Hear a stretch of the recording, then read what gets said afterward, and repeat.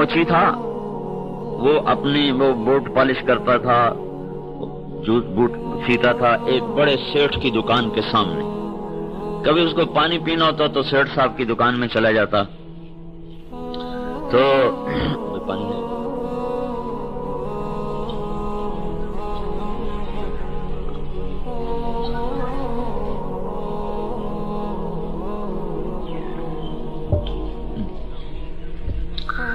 تو اندر کمرہ ٹھنڈا ہوتا ہے، اے سی ہے. وہ کہتا سیٹھ صاحب آپ بڑے مزے میں ہیں، آپ بڑے مزے میں. وہ کہتا مزے تیرے ہیں ہمارے کوئی نہیں. وہ کہا دیکھو جی ٹھنڈے پانی، ٹھنڈے کمرے، مرغے، یہ وہ، آپ مزے میں تو آ گئے. ہم تو 2 آنے 10 آنے روپیہ مشکل سے مزدوری بنتی ہے، رات کی پوری ہوتی، صبح کی نہیں ہوتی. وہ کہا مزے تیرے ہیں. اس کو سمجھ میں نہ آئے. ایک دن اس نے وہ جو پانی پینے آیا تو انہوں نے کہا بھائی یار یہ تھوڑا ہدیہ لے لو. 500 روپے اس کو کٹھا دے دیا. اس نے تو 500 سارے مہینے میں نہیں دیکھنا تھا. تو اس کو دیکھ کے حیران پریشان جیب میں آ رکھا. اور اب بیٹھے تو کام نہ ہو، 500 روپے اندر سے اچھلے. اب میں بوٹ کیوں پالش کروں، میرا تو پورے مہینے کا گزارا ہو گیا. غریب آدمی. تو تھوڑی دیر بیٹھا رہا، پھر نہیں گزارا ہوا تو اپنا بوریا بستر اٹھا اور گھر پہنچ گیا. بیوی نے کہا جلدی کیسے آ گئے؟ کہ بس آج طبیعت ذرا ٹھیک نہیں تھی. اب اس کو بھی نہیں بتا رہا کہ 500 روپے. غریب کو سوچو نا، غریب کو. تو اب بے چین کہاں رکھوں یہ پیسے، کہاں رکھوں؟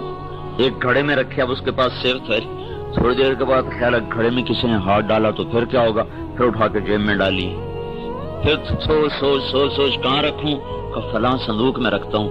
اس میں رکھے تو پھر خیال آیا کسی نے کھول کے دیکھ لیا تو پھر کیا بنے گا. پھر اٹھا کے پھر جیب میں ڈال لیا. پھر بیٹھ کہاں رکھوں. پھر میں شام ہو گئی. ان کا ایک پوٹلی میں رکھے. پوٹلی کوئی کھول کے دیکھ لی تو اس میں کسی نے اٹھا لیا تو پھر کیا بنے، پھر جیب میں ڈال لیے. اب 4 روپے پہ پڑا بھائی اللہ یہ پیسہ کہاں رکھوں. رات کو میں سو گیا، کوئی چور نے آ کے میری جیب سے نکال لیا، پھر کیا بنے گا. کسی اور میں کہیں گر گیا تو پھر کیا بنے گا. ساری رات جاگتا رہا. وہ پیسہ اس کو سونے ہی نہ دے. صبح آنکھیں لال. اب جلدی سے صبح اٹھا، اپنی آ کے کھاری اٹھائی اور بچھائی. جب سیٹھ صاحب آئے تو کہنے لگا سیٹھ صاحب یہ اپنے پیسے واپس لے لو، میری تو ساری رات نیند ہی حرام ہو گئی. ان کا تیری صرف 500 پہ حرام ہو گئی، تو سو جاؤ. ہمارے پاس جو ہے ہماری نیند کیسے حلال ہو سکتی ہے. تو قیمتی چیز تو آدمی کو ذرا پریشان کرتی ہے نا. تو اب یہ 10 روپے کی 5 روپے کی پین ہے ادھر پھینک دو. 1 کروڑ روپے کا جب قلم ہوگا تو وہ رکھنے والا کیسے احتیاط سے رکھے گا.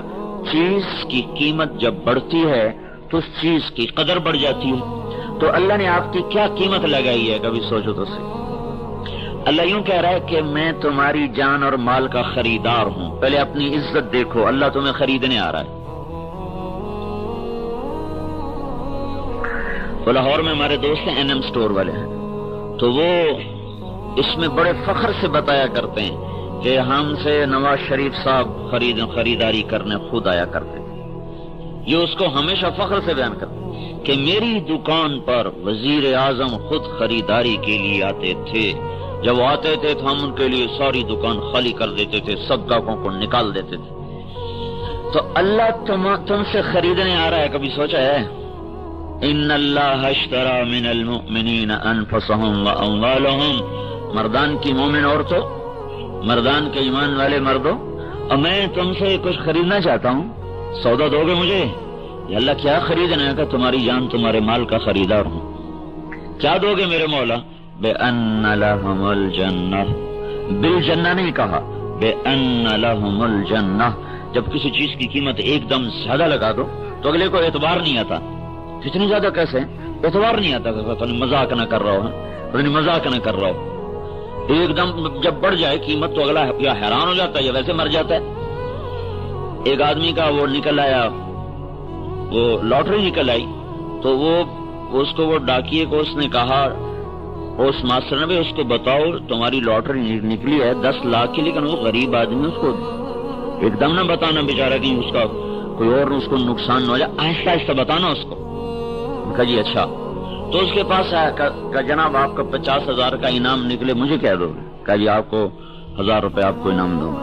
کہ اگر آپ کا 1 لاکھ نکلے تو پھر کہہ دو گے؟ کہا تمہیں 5000 دوں گا. کہ اگر تمہارا 5 लाख निकले फिर क्या दोगे? कहा तुम्हें 10,000 दूंगा। कहा तुम्हारा 7 लाख निकले फिर क्या दोगे? कहा तुम्हें 50,000 दूंगा। उन्होंने कहा जब मजाक कर रहा है। उनका तुम्हारा 10 लाख निकले तो फिर क्या दोगे? उनका आधा तेरा आधा मेरा, तो डाकिया मर गया धुल। क्योंकि डाकिया को तो पता था कि इनाम निकला हुआ है। उन्होंने कहा आधा मेरा, धुल 5 लाख वो गया।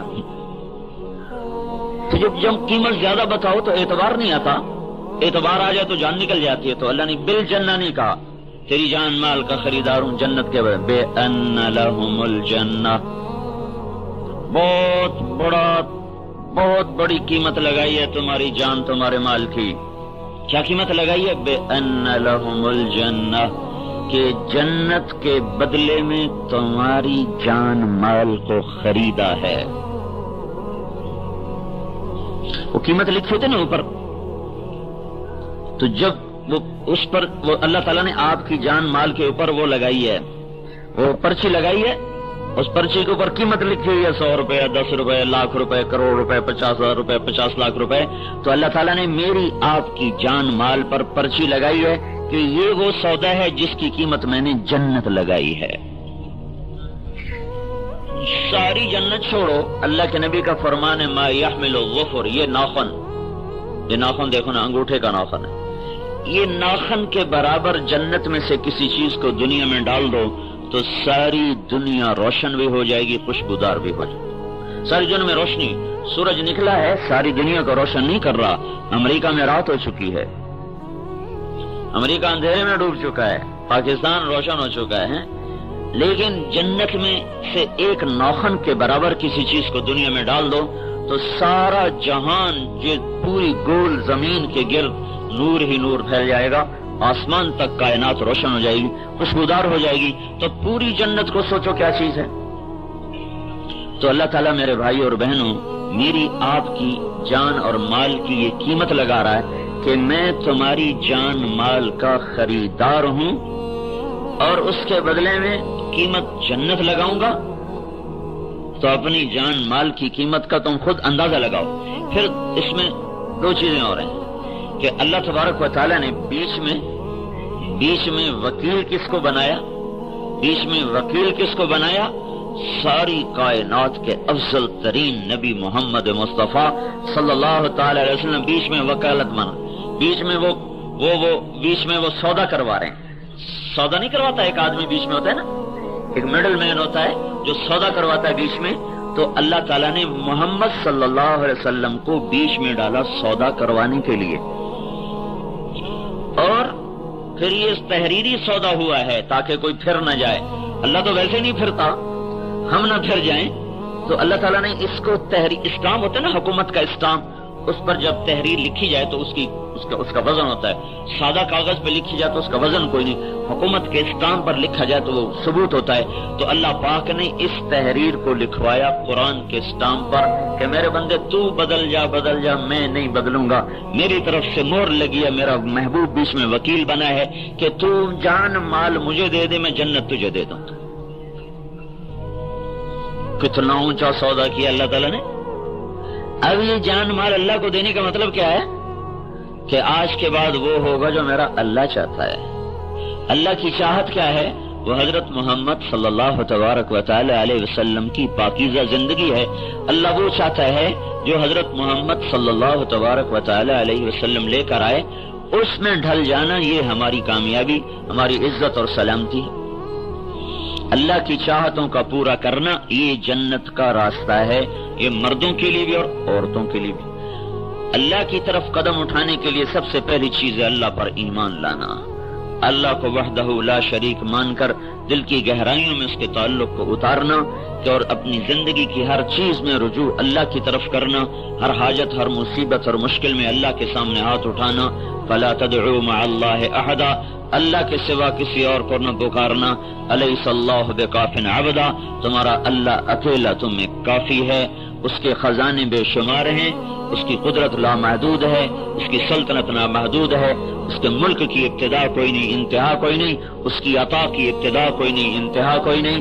وہ اپنے خزانوں میں سے سب کچھ تمہیں دے دے تمہارا چاہا تو بھی ایک قطرے کے برابر کمی کوئی نہیں۔ لہذا فَاعْلَمْ أَنَّهُ لَا إِلَٰهَ إِلَّا اللَّهُ، سب سے پہلا علم یہ ہے کہ یہ دل کی گہرائیوں سے بولو کہ اللہ سب کچھ ہے، اللہ کا سب کچھ ہے، میں کچھ نہیں ہوں، میرا کچھ نہیں ہے۔ لا، یہ جو کہتے ہیں نا لا لا لا الہ لا الہ لا الہ، یہ لا ایک تلوار کی طرح ہے، اوپر سے آ رہی ہے تلوار ہے نا، جیسے چھری سے گوشت کٹتا ہے، چھری سے گوشت کٹتا ہے اور آرے سے لکڑی کٹتی ہے، ایسے ہی اوپر سے لا کی تلوار چل رہی ہے، اور اللہ کو چھوڑ کر اس نے جو رکھا ہے نا اوپر اپنے وار کیا ہے نا میرے رب نے، تو عرش سے لے کر تحت الثری تک ہر چیز کو اللہ پاک نے کاٹ کے رکھ دیا کہ لا لا لا لا لا، کوئی کچھ نہیں، کسی کا کچھ نہیں، کوئی کچھ نہیں، کسی کا کچھ نہیں۔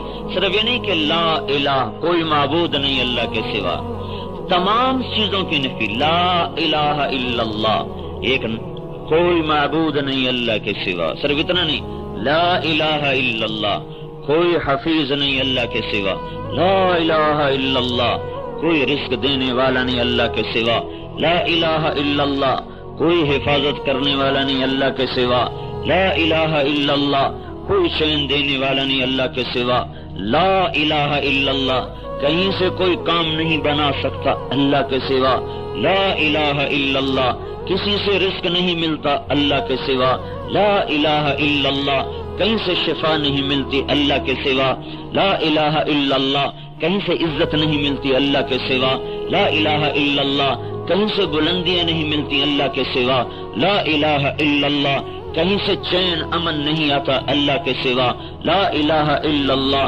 کہیں سے محبتیں نہیں ملتی اللہ کے سوا، لا الہ الا اللہ، کوئی نہیں نیچے کر سکتا اللہ کے سوا، لا الہ الا اللہ، کوئی زندگی نہیں دے سکتا اللہ کے سوا، لا الہ الا اللہ، کوئی موت نہیں دے سکتا اللہ کے سوا، لا الہ الا اللہ، کوئی مردے کو کھڑا نہیں کر سکتا اللہ کے سوا، لا الہ الا اللہ، ہر ایک سے لا لا لا لا، جیسے چھری کاٹ رہی ہے، کاٹ رہی دھاگے کاٹ رہی، ادھر سے ادھر سے ادھر سے، ہر چیز سے کٹ کر ابراہیم کا نعرہ لگاؤ، انی وجہت وجہی للذی فطر السماوات والارض حنیفا وما انا من المشرکین، میں نے سب سے منہ موڑا، میں نے سب سے مکھ موڑا، میں نے سب سے ناتا توڑا، اور میں رقضا الی اللہ من غیر ذات الا التقى وعمل المعاد، میں سب سے کٹا، میں اللہ سے جڑا، میں نے سب کو چھوڑا، میں نے اللہ کو پکڑا، میری سب سے کٹی میری اللہ سے جڑی، لیتک تحلو والایام مریرۃ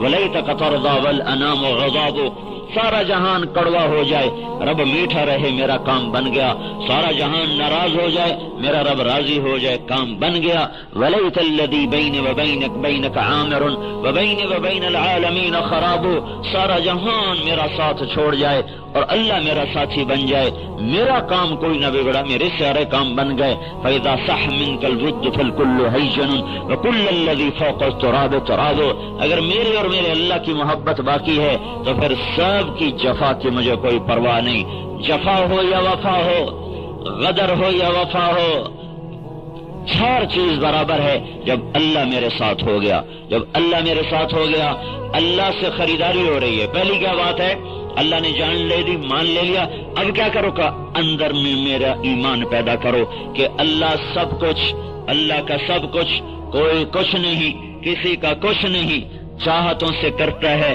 یمسسک اللہ بضر فلا کاشف لہ الا ہو، وہ روکے تو کوئی دے نہیں سکتا، وَإِن يُرِدْكَ بِخَيْرٍ فَلَا رَادَّ لِفَضْلِهِ، اور وہ دے دے تو کوئی روک نہیں سکتا، بھڑکتی آگ ہے، لپکتے شعلے ہیں، اڑتی ہوئی چنگاریاں ہیں، سارا بابل انتظار میں ہے، یہ گیا ابراہیم، یہ اس کو پھینکا گیا توپ کے ذریعے سے، اس زمانے کی دیسی توپ، اور یہ اس کے ہاتھ بھی بندھے ہوئے ہیں، پاؤں بھی بندھے ہوئے ہیں، ننگے بدن ہے، یہ جا رہا ہے جا رہا ہے جا رہا ہے جا رہا ہے، یہ آگ کے اوپر آیا، اب سب کی نظریں لگ چکی، ابھی جلا اب اس کی ہائے نکلے گی، اب اس کی چیخ نکلے گی، اور یہ انگاروں پر گرنے سے پہلے پہلے اس کا جسم ابل جائے گا اور آبلے پڑ جائیں گے، اور پھر انگاروں پر گرتے ہی ایک دم گوشت کی بدبو پھیل جائے گی، ہڈیاں چٹک جائیں گی، گوشت راکھ بن جائے گا، ہڈیاں راکھ بن جائیں گی، پھر ہم نعرہ لگائیں گے کہ ہم سے بڑا کوئی نہیں ہے۔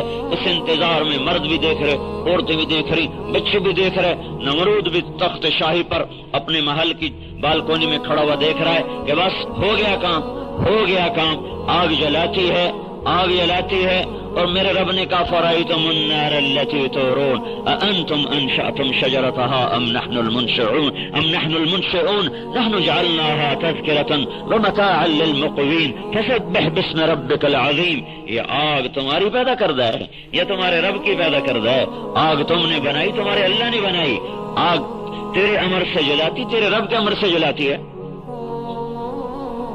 چونکہ اللہ سامنے نہیں، جلنا سامنے ہے، اللہ سامنے نہیں، بھڑکنا سامنے ہے، اس کی قدرت آگ کے اندر کام کر رہی، جلاؤ جلاؤ جلاؤ، جو اپنی قدرت کو واپس لے گا وہ ٹھنڈی۔ اب سارے دیکھ رہے، وہ گیا وہ گیا وہ گیا وہ گیا، اب جلا اب جلا، ایک دم آنکھیں پھٹ گئیں، ایک دم آنکھیں پھٹ گئیں اور سناٹا طاری ہو گیا، اور کیا دیکھ رہے ہیں کہ آگ ایک دم، آگ نے رنگت بدلی، وہ سرخ اور سیاہ سے سفید ہو گئی، تاکہ سارا جہان دیکھ لے کہ اللہ کون ہے، اللہ کیا ہے، اللہ کون ہے، اللہ کیا ہے، اللہ اللہ ہے۔ اللہ کی قسم ہم بڑے جاہل لوگ، ہم بڑے پڑھے لکھے لوگ ہیں جی، ہاں ہم نے دنیا پڑھی ہے، لیکن ہم بڑے جاہل لوگ ہیں، ہم نے اللہ کو نہیں جانا، ہم نے اللہ کو نہیں جانا، اللہ کو نہیں جانا، اللہ کو نہیں پہچانا،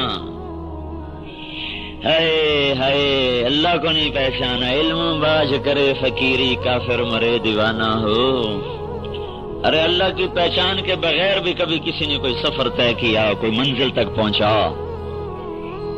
ایک دم آگ سفید ہو گئی، شفاف، اور ابراہیم علیہ السلام آگ میں گر نہیں رہے، الٹے نہیں جا رہے، سیدھے نہیں جا رہے، کلا بازیاں کھاتے نہیں جا رہے، بلکہ آگ نے یوں تھاما جیسے ماں بچے کو ہاتھوں پہ تھامتی ہے، اور جا کر آرام سے انگاروں پر بٹھا دیا۔ دیکھنے والوں نے دیکھا، سننے والوں نے سن نہ سکے، سننے والے سن نہ سکے کہ ایک اوپر سے پیغام آیا، ایک آواز آئی جو صرف آگ نے سنی، کسی نے نہیں سنی، یا نار کونی بردا وسلاما علی ابراہیم، یا نار، اے آگ، چونکہ یا نارو تھا، یا نار اے آگ، الف لام نہیں تھا نا، ساری دنیا کی آگ کو جیسے خطاب ہو گیا۔ تو ایک حدیث میں آتا ہے جب اللہ نے کہا یا نار کونی بردن و سلاما، ساری دنیا کی آگ 3 دن کے لیے ٹھنڈی ہو گئی تھی، 3 دن تک کسی جگہ چولہا نہیں جل سکا۔ ایک روایت میں نے پڑھا کہ اللہ تعالیٰ نے فرمایا اگر تو نے ابراہیم کو تکلیف پہنچائی تو یہ واپس جہنم کی آگ میں پھینک دوں گا۔ 3 دن تک دنیا میں آگ نہ جل سکی، اور نار ابراہیم میں ابراہیم علیہ السلام 40 دن آرام سے بیٹھے ہوئے، ایک امر آیا کونی بردن، بردن کہنا تھا کہ ابراہیم کانپنے لگے، اتنی تیزی سے اس کی تعمیل ہوئی، وسلامن، سلامتی کا حکم آیا تو معتدل ہو گئی، اور ایک دم اوپر سے جبریل آئے، پر مارا پانی کا چشمہ، پر مارا انار کا درخت، اور جوڑا پہنایا، جنت سے جوڑا لا کے پہنایا۔ وہ جوڑا یہ وہی جوڑا ہے جو یوسف علیہ السلام نے دیا تھا کہ جاؤ یہ میرا کرتا میرے باپ کی آنکھوں پہ لگانا، وہ ٹھیک ہو جائے گا۔ اور یہ وہی کرتا تھا جس کو لے کر جب چلے یوسف علیہ السلام کے بھائی مصر سے نکل ہی تھے کہ یعقوب کہنے لگے انی لاجد ریح یوسف لولا ان تفندون، اگر مجھے پاگل نہ سمجھو تو یوسف کی خوشبو آ رہی ہے، ہاں گلوں میں رنگ بھرے باد نو بہار چلے، آج کہیں سے یار کی خوشبو آ رہی ہے۔ تو وہ کہنے لگے تاللہ انک لفی ضلالک القدیم، تو وہ پرانی اپنی باتوں پر ابا مر کھپ گیا، لیکن وہ آئے، وہ قمیص یہ وہی قمیص ہے جو جبریل نے آ کر ابراہیم علیہ السلام کو پہنائی تھی، آگ کے ڈھیر پر۔ ساری دنیا کی کیمسٹری کا علم فیل ہو گیا، کیمسٹری، بایو کیمسٹری، کیمسٹری کا علم یہ کہتا ہے کہ آگ اور گوشت کے ملنے پر کیمیکل ریئیکشن ہو کر گوشت کو جلنا چاہیے، ہڈیوں کو جلنا چاہیے. میرا اللہ کہتا ہے نہیں جلنے دوں گا، جلا کے دکھاؤ. نہیں کرنے دوں گا، کر کے دکھاؤ. کر کے رہوں گا، روک کے دکھاؤ. فرعون کی چھری چل رہی ہے، فرعون موسیٰ کو ذبح کرو، موسیٰ کو ذبح کرو، موسیٰ کو ذبح کرو. اللہ نے کہا کر کے دکھاؤں گا. تیری گود میں بدبخت، تیری گود میں اے بدبخت اسے پال کے دکھاؤں گا. اور موسیٰ سے کہہ دیا اِنَّ رَادُوهُ إِلَيْكَ وَجَاعِلُوهُ مِنَ الْمُرْسَلِينَ، غم نہ کرنا، واپس لاؤں گا، تیری گود میں بٹھاؤں گا تجھے، اس کو نبی بناؤں گا، تو دیکھ لے گی تیرا بیٹا نبی ہوگا. کرنے پر آ جائے روکے کون؟ روک لے تو کرے کون؟ بھائی اللہ کو منا لو، اللہ کو منا لو. اللہ سے ساتھ پہلی بات ہے اللہ. دیکھو یہ بارش، ابھی میں وہاں تھا تو بارش ہو رہی تھی تو مجھے وہ حدیث یاد آئی کہ موسیٰ علیہ السلام نے اللہ تعالیٰ سے پوچھا یا اللہ تیرے ناراض ہونے کی نشانی کیا ہے؟ تو اللہ تعالیٰ نے فرمایا میرے ناراض ہونے کی پہلی نشانی یہ ہے کہ بارشیں بے وقت ہوتی ہیں. امطر علیہم ابان حصادہم، میں اس وقت بارش کرتا ہوں جب کھیتی کٹنے کو تیار ہو چکی ہوتی. وَأَمْنَعُ إِبَّانَ زَرْعِهِمْ، اور جب وہ کاشت کرتے ہیں تو اس وقت کھیتی پانی مانگتی ہے، کہ اس وقت نہیں کرتا ہوں جب تیار ہو جاتی بارش شروع کر دیتی. تو وہاں بارش ہو رہی تھی تو مجھے یہ حدیث یاد آ رہی تھی کہ اللہ نے فرمایا جب میں ناراض ہوتا ہوں تو امطر علیہم ابان حصادہم. لاؤڈ اسپیکر پہ اعلان نہیں کرے گا کہ مردان والوں میں غصے ہوں، ناراض ہوں. وہ یہ کرے گا جو اب کر رہا ہے. بادلوں سے اس وقت بارش برس رہی ہے جب ہمارے پنجاب میں مشہور ہے کہ اس موسم میں تو سونے کی بارش بھی برداشت نہیں ہے، سونے کی بارش بھی قبول نہیں ہے. سارے سال کا رزق اب تیار ہوا پڑا ہے، یہی بارشیں چلتی نہیں تو اندر ہی گلا کے رکھ دے گا. تو موسیٰ علیہ السلام سے فرمایا جب میں ناراض ہوتا ہوں بارشیں اس وقت کرتا ہوں جب کھیتی پک جاتی ہے، اور اس وقت روک لیتا ہوں جب ضرورت ہوتی ہے، اور میں پیسہ بخیلوں کو دیتا ہوں اور حکومت بے وقوفوں کو دیتا ہوں. جب میں ناراض ہوتا ہوں تو یہ کام کرتا ہوں. تو بھائیو اللہ سے سودا کیا ہے، اللہ کو راضی کرو. پہلی چیز ایمان کو دل میں اتارنا ہے. چمی گویم مسلمانم بلرزم کہ دانم مشکلات لا الارا. جب میں لا الہ الا اللہ کہتا ہوں تو میرا وجود کانپنے لگتا ہے. تو لوگ مجھ سے پوچھتے ہیں کیوں کانپتے ہو؟ تو میں کہتا ہوں تمہیں پتہ نہیں ہے جو میں کہہ رہا ہوں لا الہ الا اللہ، مجھے اس بول کا پتہ ہے، اس بول کا وزن میرے جسم میں لرزہ طاری کر دیتا ہے. یہ وہ بول ہے کہ ساتوں زمین آسمان ایک پلڑے میں ہو، صرف لا الہ الا اللہ ایک پرچے پر ایک پلڑے میں ہو. لا الہ الا اللہ کتنی پرچی پہ آ جائے گا؟ اتنی سی پرچی پہ لا الہ الا اللہ. ایک طرف ترازو اٹھاؤ، دوسری طرف ترازو کتنا بڑا ہو کہ ساتوں زمینیں اس میں آ جائیں، سمندر بھی آ جائیں، دریا پہاڑ جنگل بھی آ جائیں، پھر پہلا دوسرا تیسرا آسمان بھی آ جائے، چوتھا پانچواں چھٹا ساتواں آسمان بھی آ جائے، پھر کرسی اس میں رکھو، پھر عرش بھی رکھو، پھر قلم بھی رکھو، لوح محفوظ بھی ڈالو، پھر جنت بھی ڈالو، پھر دوزخ بھی ڈالو، پھر فرشتے بھی ڈالو، جبریل میکائیل اسرائیل اسرافیل بھی ڈالو، جنت کے ساز و سامان بھی اس میں ڈالو. اللہ کو چھوڑ دو، باقی ہر چیز اس میں ڈال کے اس کو اٹھاؤ تو میرا اللہ کہتا ہے لا الہ الا اللہ کا پلڑا جھک جائے گا، یہ اٹھ جائے گا. لرجحت بہن لا الہ الا اللہ. تو میرے آپ کے نبی پاک صلی اللہ علیہ وسلم فرماتے ہیں لرجحت بہن لا الہ الا اللہ. تو لا الہ الا اللہ وزنی ہو جائے گا، یہ ہوا میں اڑ جائے گا. جو مرد عورت لا الہ الا اللہ کو زبان سے اتار کر دل تک پہنچا دیں گے ان کی زندگی بدل جائے گی، ان کا سودا اللہ سے پکا ہو جائے.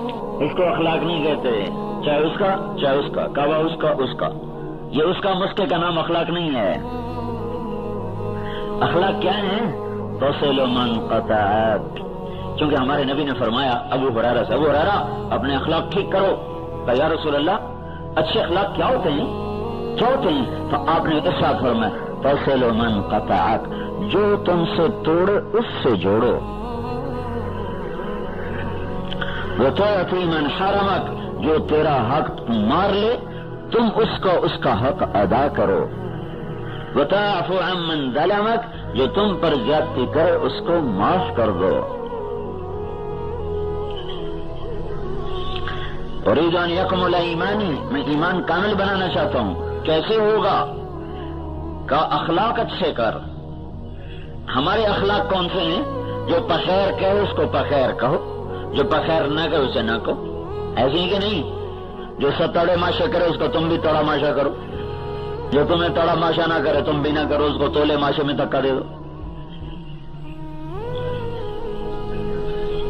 جو تمہارا حال پوچھنے اس کا حال پوچھو، جو نہ پوچھنے نہ پوچھو. یہ اخلاق نہیں ہے، یہ کاروبار ہے، کاروبار، پالیسی ہے، پالیسی، معاملہ ہے، معاملہ، ڈیل ہے، ڈیل۔ جس نے سلام کیا ہم نے سلام کیا، جس نے نہیں کیا ہم نے کوئی نہیں کیا، جو ہمیں پوچھنے ہم پوچھنے چلے گئے، جو نہیں آیا ہم نہیں گئے۔ اخلاق اس سے عالی درجہ بتایا جا رہا، فاصل من قطعک وتعطی من حرمک وتعفو عن من ظلمک، توڑنے والے سے جوڑو۔ سنو بتا دوں، 100 نفل پڑھنے آسان ہے، جو منہ موڑ کے گزر جائے اس کو سلام کرنا مشکل ہے۔ 1 سال پیدل سفر کروا لو، نفس سے کرے گا۔ جو حال پوچھنے نہیں آتا نا، اس کا حال پوچھنے 2 قدم نہیں جائے گا چل کے۔ ساری رات طواف کرنے کو تیار ہے، ساری رات طواف کرنے کو اس کا نفس تیار ہو جائے گا، لیکن جو اس کی بیماری پر اس کو پوچھنے نہیں آیا، اس کو پوچھنے کوئی نہیں جائے گا، ساتھ میں اس کا گھر ہے۔ 4 قدم پہ مرگ ہوگی، اس کے جنازے میں نہیں جا رہا، لیکن بندے کیوں نہیں جا رہا؟ کہا ہماری دفعہ کوئی نہیں آیا تھا، ہم نہیں جائیں گے۔ اور کراچی جا رہا ہے، اور کہاں جا رہے ہوگا؟ جنازہ ہو گیا بدبخت، وہ 4 قدم پر تو گیا نہیں تھا، کراچی کیوں جا رہا ہے؟ وہ آیا تھا، ہمیں جانا پڑے گا۔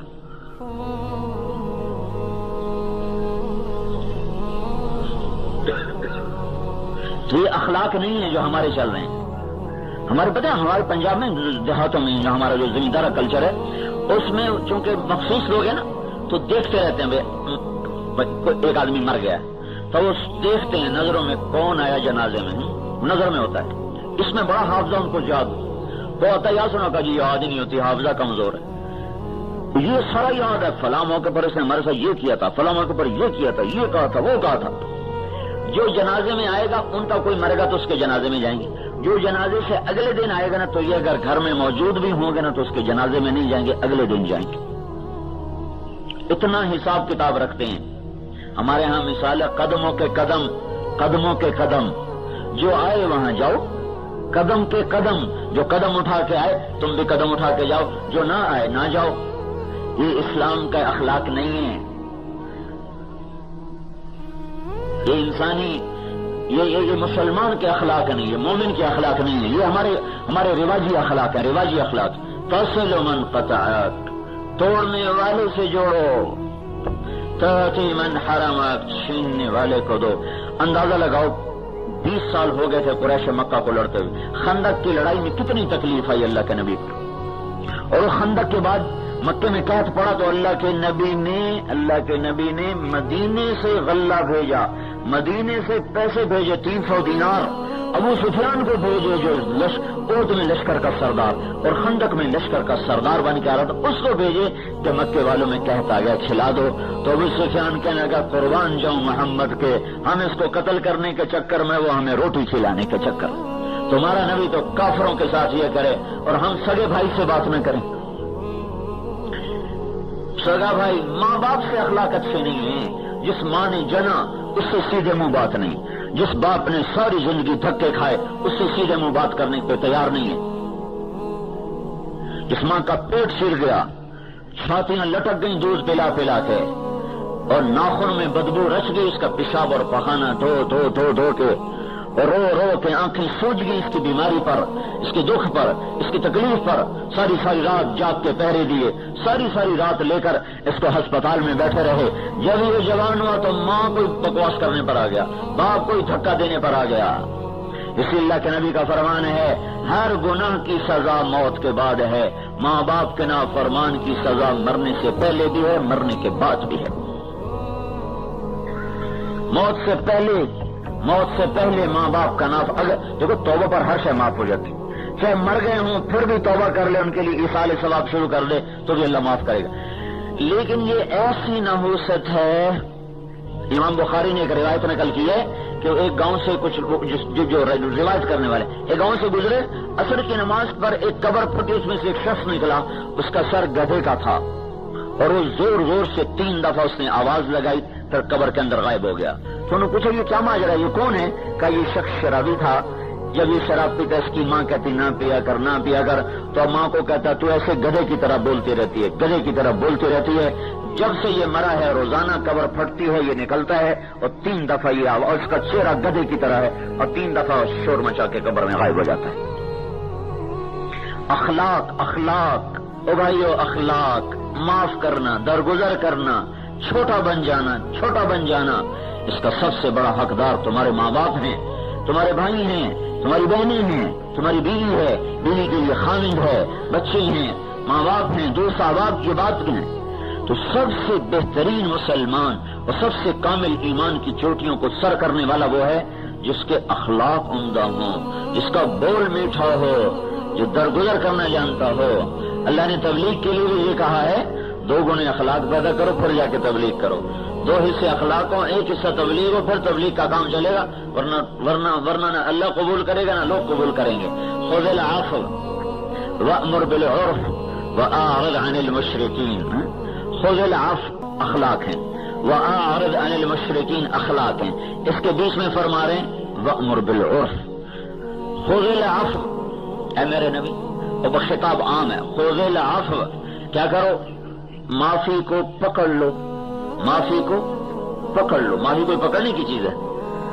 معافی تو جذبہ ہے، معافی تو جذبہ ہے، اور وہ پکڑنے کی تو چیز نہیں، لیکن اس کو ایک شکل دے کر اللہ کا، جیسے کسی چیز کو پکڑا جاتا ہے نا اور وہ مضبوط ہاتھ میں آ جاتی ہے، اس سے تعبیر کیا جا رہا، خذ العفو، پکڑ لو، پکڑ لو۔ دیکھو میں تمہیں کیا سمجھاؤں، عربی کے یہ اگر کوئی طلبہ علماء بیٹھا ان کے لیے کہ جب تک آدمی لغت کی سے مناسبت پیدا نہیں کرے گا، قرآن کا خوبصورت جو اس کا حسن کلام اور حسن تعبیر ہے، اس سے آدمی بیگانہ رہے گا۔ محاورے سے بیگانگی آدمی کو کہاں سے کہاں پہنچا دیتی۔ لطیفہ ہے ناراض نہ ہونا، لطیفہ ہے ناراض نہ ہونا۔ خان صاحب گئے ڈاکٹر صاحب کے پاس، ڈاکٹر پنجاب کا وہ تھا، وہ ڈپریشن کا مریض، تو انہوں نے کہا خان صاحب آپ صبح صبح ہوا خوری کیا کرو۔ ہوا خوری کا مطلب ہے ہوا کھانا، لیکن اردو زبان میں ہے سیر کرنا۔ اردو زبان میں ہوا خوری کا مطلب ہوتا ہے سیر کرنا، اور ویسے ہوا خوری کا مطلب ہے ہوا کھانا۔ تو وہ صبح صبح خان صاحب باغ میں جا کر ہاپ ہاپ ہاپ ہاپ۔ تو خان صاحب کیا ہوا؟ کہ ڈاکٹر بولا تھا ہوا کھاتا ہے۔ خذ العفو، محاورے کے پتہ نہ ہونے کی وجہ سے ایسے گزر جاتے ہیں، کیا ان پڑھ کیا پڑھا لکھا کہ جو معاف کرو خذ العفو، معاف کرو۔ وہ نہیں، اللہ کیا کہہ رہا ہے؟ خذ العفو۔ ایسے دیکھ رہے میں نے کیسے پکڑا سلانے کو، اس کا مطلب ہے خذ العفو۔ اب کوئی زور سے چھڑائے گا تو چھوٹے گا، ویسے نہیں چھوڑتا۔ خود معاف کرنے کو ایسے پکڑ لو، تو جتنا رشتہ بڑا ہو اتنا اس کو زیادہ مضبوطی سے پکڑو۔ ماں ہے، باپ ہے، بڑا بھائی ہے، چاچا ہے، ماموں ہے، دادی ہے، نانی ہے، نانا ہے، خامد ہے، بیوی ہے، جتنے رشتے قرب کے ہوں اتنا زیادہ اس کو مضبوطی سے پکڑو۔ پھر بیچ میں کہا وأمر بالعرف، تبلیغ کرو۔ پھر دوبارہ کہا وأعرض عن الجاہلین، اور جاہل سے مراد یہاں ان پڑھ نہیں، جاہل سے مراد ظالم ہے، زیادتی کرنے والا۔ زیادتی کرنے والے سے منہ موڑ لو۔ منہ موڑنے کا مطلب قطع تعلق نہیں بلکہ معاف کرنا ہے۔ اعرض عن الجاہلین، زیادتی کرنے والے سے کو معاف کر دو۔ 2 دفعہ اخلاق، 1 دفعہ تبلیغ، 2 دفعہ۔ یہ ایسے جیسے کیپسول میں دوائی ڈال دی نا، اب دوائی اندر تو بڑی کوڑی سی ہوتی نا، تو کوئی بڑا بھی نہیں کھا سکتا۔ اوپر کیپسول لگایا، اندر دوائی ڈالی، چھوٹا بھی کھا گیا، بڑا بھی کھا گیا، چھوٹے نے بھی کھا لی، بڑے نے بھی کھا لی۔ جیسے شوگر کوٹڈ، تو دین کے کام کو شوگر کوٹڈ کرو، دین کے کام کے اوپر شکر لگاؤ اخلاق کی، اور مٹھاس لگاؤ اخلاق کی، ساری دنیا کے انسان اس کو قبول کر لیں گے۔ تو میرے بھائیو بہنوں، ہمارے گھروں میں آگ لگی ہوئی ہے بد اخلاقی کی۔ ماں کو چین نہیں، اولاد نافرمان ہے۔ باپ کو قرار نہیں کہ جو باپ بوڑھا ہو گیا بچوں کی خاطر، اس کو 1 گلاس پانی پلانے کے لیے اولاد تیار نہیں۔ سارا دن بیوی خدمت کرتی ہے، ایک کام نہ کرے خامن ڈنڈا اٹھا کے مارنے آ جاتا ہے۔ سارا دن خامن اس کی ضرورتیں پوری کرے، ایک پوری نہ کرے وہ آگے اس کو گلی شکوے دینا شروع کر دے، تو نے میرے لیے کیا کیا ہے، میں نے تیرے گھر میں دیکھا کچھ نہیں۔ حسن اخلاق اللہ کے نبی کا فرمان ہے، بہترین مسلمان وہ ہے جو اپنے گھر والوں سے اچھا سلوک کرے، جو اپنی بیوی سے اچھا سلوک کرے۔ حضرت عائشہ رضی اللہ تعالیٰ عنہا کہنے لگی کہ میں حبشی کھیل رہے تھے مسجد میں، حبشی حبشہ کے وہ کھیل تھا وہ لکڑی کا جس کو کھیلتے تھے اس سے. تو میں نے کہا یا رسول اللہ میں نے یہ دیکھنا ہے.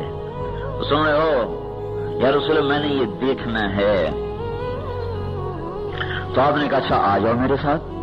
تو آپ دروازے میں کھڑے ہو گئے، پردے آپ نے اپنے جسم کو پردہ بنا لیا، اور حضرت عائشہ رضی اللہ تعالیٰ عنہا آپ کے کندھے کے ساتھ لگ گئیں، اور ایسے کندھے پر تھوڑی رکھ کر اور تھوڑی سی اوٹ کر کے تو آپ نے دیکھنا شروع کیا. اور حضرت عائشہ فرماتی ہیں جب تک میں نہیں ہٹی اللہ کے نبی کھڑے مجھے دکھاتے رہے. تم تو بیویوں کو تالے لگا کے چلے جاتے.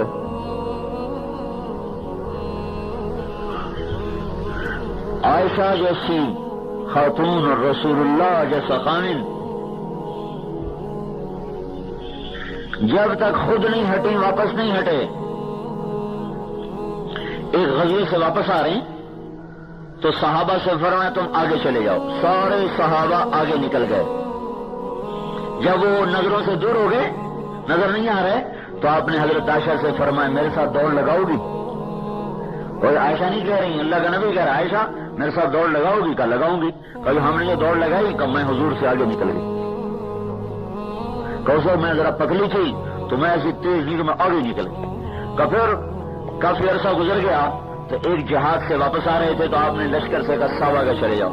وہ سارے آگے چلے گئے یہاں تک کہ نظروں سے دور ہو گئے. پھر آپ نے کہا عائشہ دوڑ لگاؤ گی؟ میں نے کہا لگاؤں گی. کوثر میں ذرا موٹی ہو گئی تھی، دوڑ لگائی تو ہمارے نبی آگے نکل گئے، میں پیچھے رہ گئی. تو کہا دیکھ لے پھر آج ہم نے بدلہ لے لیا ہے. کیسی خوبصورت زندگی ہے یہ. دین صرف اسی کا نام تو نہیں ہے کہ نماز پڑھ لی، پگڑی باندھ لی، پچیلا لگا لیا اور مسجد میں ٹائم دے دیا. گھر کا دین کون سا ہوگا؟ دیکھو تمہیں دو روایتیں سناتا ہوں بالکل ایک دوسرے سے مختلف. ایک ہی ہستی کے بارے میں دو باتیں بالکل مختلف. ہندو بن ابی حالہ سے حضرت امام حسن پوچھ رہے ہیں کہ حضور پاک صلی اللہ علیہ وسلم کیسے تھے؟ تو وہ کہہ رہے ہیں کان دائم الفکر متواصل الاحزان. اللہ کے نبی ہر وقت فکر میں اور ہر وقت غمگین. یہ ہند بن ابی حالہ کی روایت صحیح روایت کہ امام حسن پوچھ رہے ہیں کہ ماموں ہند بن ابی حالہ، ہند یہ حضرت خدیجہ کے بیٹے ہیں.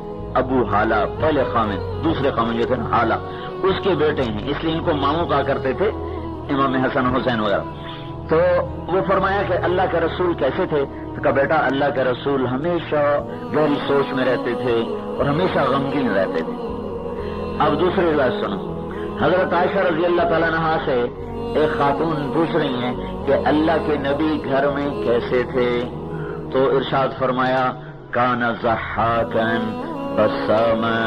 اللہ کے نبی بڑے ہنسنے والے تھے، بڑے مزاح کرنے والے تھے، بڑا جی لگانے والے تھے. ضحاکا بساما، چہرہ ہر وقت خوش، چہرہ کھلا ہوا، چہرہ کھلا ہوا، چہرہ ہنستا ہوا، مسکراتے ہوئے، ہنسی مزاح کرتے ہوئے. اب بتاؤ ایک روایت کہہ رہی ہے ہر وقت ہنستے ہوئے، دوسری روایت کہہ رہی ہے ہر وقت غمگین ہیں. ایک ہستی کے دو روپ ہیں. ایک روپ گھر کا ہے جس میں آپ ہنستے ہیں مسکراتے ہیں، ایک روپ بازار کا باہر کا ہے جس میں آپ سنجیدہ ہیں غمگین ہیں. جب آپ گھر میں آتے ہیں تو وہ روپ باہر، وہ کپڑے باہر اتار دیتے ہیں اور گھر آ کر وہ لباس پہنتے ہیں جو گھر والوں کی ضرورت ہے. ہن لباس لکم وانتم لباس لہن. کیا اللہ پاک نے کمال کیا ہے میاں بیوی کے آپس کے جوڑ کو بتانے کے لیے جو لفظ استعمال کیے ہیں ہن لباس لکم وانتم لباس لہن. انتہا یعنی اس کو اچھی طرح تعبیر کرنے کے لیے اردو زبان میں زور لگانا پڑے گا، زور جو میرے پاس ہے نہیں. ہن لباس لکم وانتم لباس لہن. یہ تمہارا لباس ہیں، تم ان کا لباس ہو. عورت کا ذکر پہلے کیا، تمہارا ذکر بعد میں کیا. ہن لباس لکم، یہ تمہارا لباس ہے. لباس سے کیا ہوتا ہے؟ زینت پیدا ہوتی. لباس سے کیا ہوتا ہے؟ پردہ ہوتا ہے. لباس سے کیا ہوتا ہے؟ گرمی سردی سے بچاؤ ہوتا ہے. لباس سے کیا ہوتا ہے؟ انسان معاشرے میں بیٹھ سکتا ہے، مجلس میں بیٹھ سکتا ہے، اور پتہ نہیں اس میں کتنے اشارات چھپے ہوئے ہیں. لباس، لفظ لباس بتانا یہ تھا کہ آپس میں اس طرح پیار محبت سے رہو. اپنا کرتا کبھی پھاڑا؟ کبھی کوئی پاگل ہو جائے تو کرتا پھاڑتا ہے. اگر کرتے پر نشان پڑ جائے تو اگلے کو کہتا ہے یار دیکھو تو نے میرا کرتا ہی خراب کر دیا. بعض اوقات تو جلدی میں اٹھتے ہیں نا تو اپنے ہی ہاتھ سے نا یہ کرتا پھٹ جاتا ہے تو خود افسوس ہوتا ہے یار دیکھو کرتا ہی پھٹ گیا، کرتا ہی پھٹ گیا ہے. اپنے ہاتھوں سے کوئی اپنا لباس پھاڑتا ہے تو اللہ یوں کہہ رہا تم کیسے پاگل ہو کہ اپنے کرتے کو تو حفاظت کرتے اور بیوی کے ساتھ بدتمیزی کرتے ہو. اور بیوی کو سمجھا رہا ہے کہ اپنی زیب و زینت کی تو حفاظت کرتی ہے اور خامن کے ساتھ بدتمیزی کرتی ہے. ہن لباس لکم وانتم لباس لہن. بہترین مسلمان جو گھر والوں سے حسن سلوک کرے، جس کے گھر میں بیٹی پیدا ہو اور وہ برا نہ منائے تو آسمان سے ایک فرشتہ اترتا ہے اور وہ اس کے اوپر پر بچھا دیتا ہے، ماں پر بھی بیٹی پر بھی، اور یوں کہتا ہے تو بھی کمزور تیری ماں بھی کمزور، جو تم دونوں پہ خرچ کرے گا اللہ اس کا ساتھی بن جائے.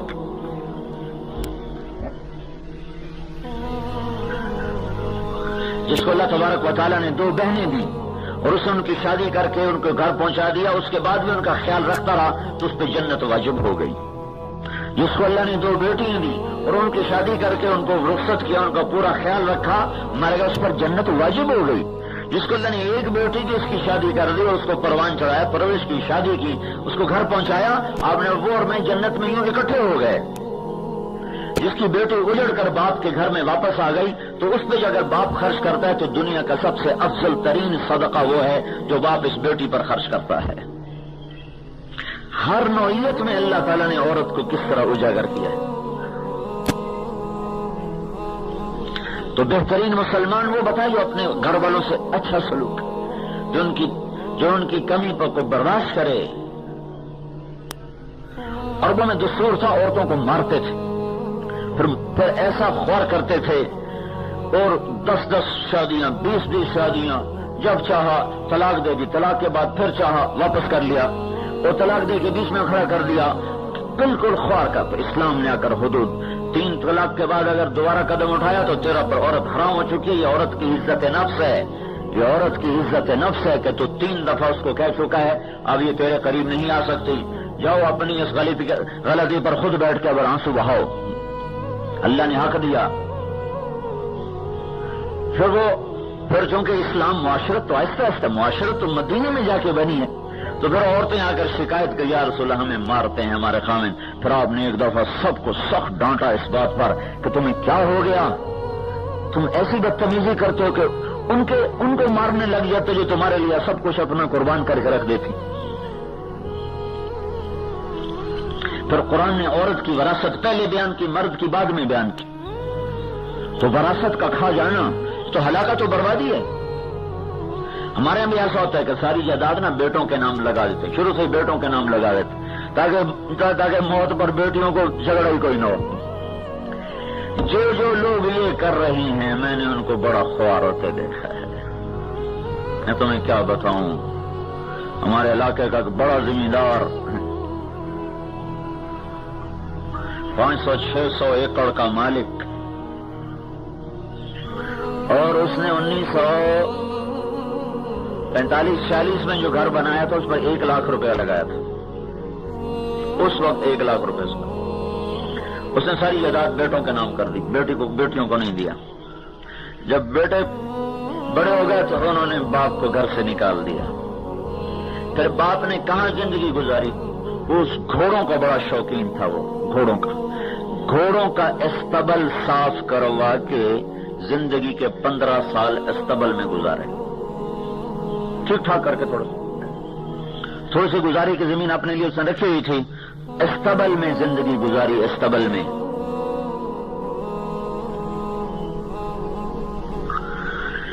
ہے دیکھ کا ایک دانہ ہی دیکھ کے پتہ چل جاتا ہے کچی ہے کہ پکی ہے.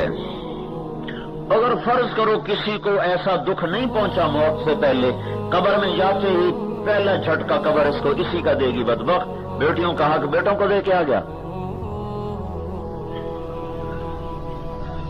جائیداد تو مجھے میرے اللہ نے دی. پھر میرے اللہ نے کہا بیٹی کا بھی حصہ ہے, بیٹے کا بھی حصہ ہے, للذکر مثل حظ الانثیین. تو کتنا ظلم و ستم ہو رہا ہے کہ سارے سرحد میں کوئی نہیں ہے جو بیٹیوں کو حصہ دے اور اس کی دعوت دے, اس کی بات چلائے. 2 سال بعد آیا ہوں, پھر شور مچا رہا ہوں, بہنوں کو حصہ دو, بیٹیوں کو حصہ دو. پورے دین پر چلنے کا نام شریعت ہے, پورے دین پر چلنے کا نام اسلام ہے, پورے دین پر چلنے کا نام تبلیغ ہے. اگر گھر میں حسن سلوک نہیں ہے تو یہ در در پھر کے کیا سیکھ کے آیا ہے؟ اگر ماں باپ کا احترام اور عزت نہیں ہے تو اس نے مسجد میں بیٹھ کے کیا سیکھا ہے؟ اگر اس کی دکان کا ترازو صحیح نہیں ہے تو اس نے اللہ سے ہونے کا کیا سیکھا ہے؟ من غش فلیس منا, من غش فلیس منا, جس نے دھوکہ دیا میری امت سے خارج ہو گیا. کتنی سخت بات ہے.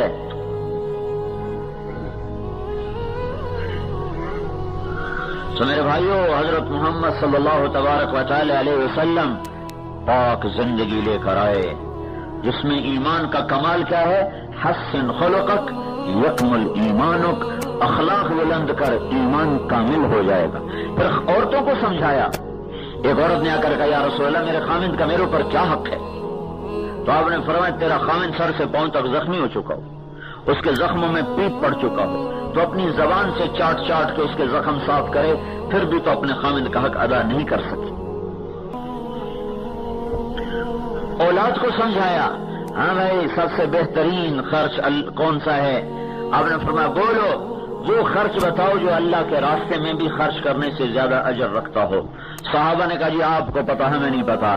تو اللہ کے راستے میں خرچ کرو نا تو 1 روپے پر 7 لاکھ روپے کا اجر ملتا ہے. 1 پر 7 لاکھ. تو اللہ کے نبی نے فرمایا بیٹا جب اپنے ماں باپ پہ خرچ کرتا ہے تو اس کو اس سے بھی زیادہ اجر ملتا ہے. بیٹا جب ماں باپ پہ خرچ کرتا. ہمارے ماں باپ تو مر گئے ہیں, تمہاری زندہ ہیں تو یہ قدر کر لو.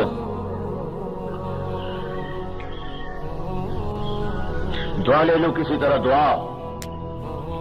سسر بھی باپ ہوتا ہے, ساس بھی ماں ہوتی ہے, ان کو بھی وہی عزت و احترام دو. عجیب بات ہے, اپنے ماں باپ کی خدمت کرواتے ہیں اور بیوی کے ماں باپ کو ذلیل کرتے ہیں. کہتے میری ماں کے آگے اف نہ کر, میرے باپ کے آگے چو نہ کر, اور خود اپنے سسر کو آنکھیں دکھاتا جیسے دشمن کھڑو. بیٹی اپنے ہاتھوں سے روانہ کر, اسی سے ٹکر لیے.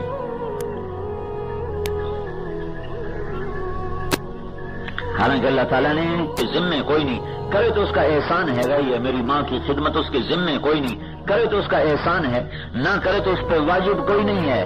میرے ذمے ہے, میں دکان سے وقت نکالوں, میں اپنے دفتر سے, گھر سے, مسجد سے وقت نکالوں.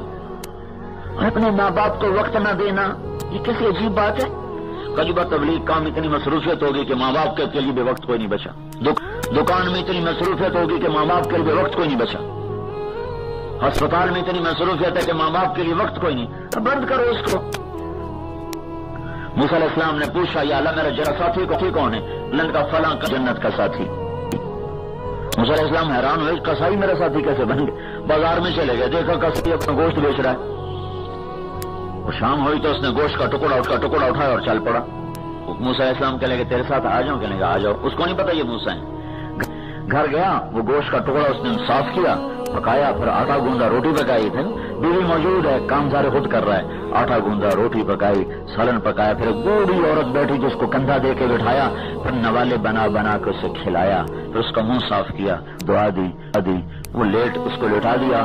تو موسیٰ علیہ السلام نے پوچھا یہ کون ہے؟ تو اس نے کہا کہ یہ میری ماں ہے, میں صبح خود اس کی ساری خدمت کر کے جاتا ہوں اور شام کو آ کر خود اس کی خدمت کرتا ہوں. بیوی کو نہیں کہا کہ تو روٹی کھلا, تو سالن کھلا, خود آ کے کرتا ہوں اس کی خدمت ساری, پھر اب جا کے اپنے بچوں کا کام دیکھوں گا. تو موسیٰ علیہ السلام نے کیا کہہ رہی تھی؟ کچھ کہہ رہی تھی جب تو اس کو لٹا رہا تھا. وہ کہنے لگا یہ باجی ماں جو ہوئی, ماں جو ہوئی ہے, ماں جو ہوئی پاگل. جب اس کی خدمت کرتا ہوں تو مجھے دیتی اللہ تجھے موسیٰ کا جنت میں ساتھی بناتا. میں کہاں اور موسیٰ کہاں ہے, میں کہاں اور موسیٰ کہاں. بھائیو, مجھ سے تو یہ چھین گئی ہے دولت, تم میں سے کسی کے پاس ہے تو ضائع نہ کرنا.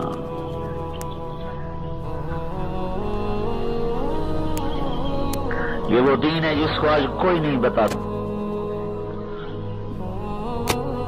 اور یہ وہ دین ہے جس پر آنے کے لیے دانتوں پر سینے آ جاتے ہیں۔ اس لیے تو اللہ کہتا ہوں اللہم اف، لا تقل لہما اف، اف بھی نہ کرو۔ پھر انہوں نے ماں باپ کو بھی سمجھایا کہ تمہارے ذمہ کیا ہے، تمہارے ذمہ کیا ہے۔ یا بنی لا تشرک باللہ، ماں اور باپ کے ذمہ کیا ہے کہ بیٹے کی بنیاد بنائیں۔ پہلی بنیاد کیا ہے؟ بیٹا شرک نہ کرنا، لا الہ الا اللہ ان کے دل میں اتارے۔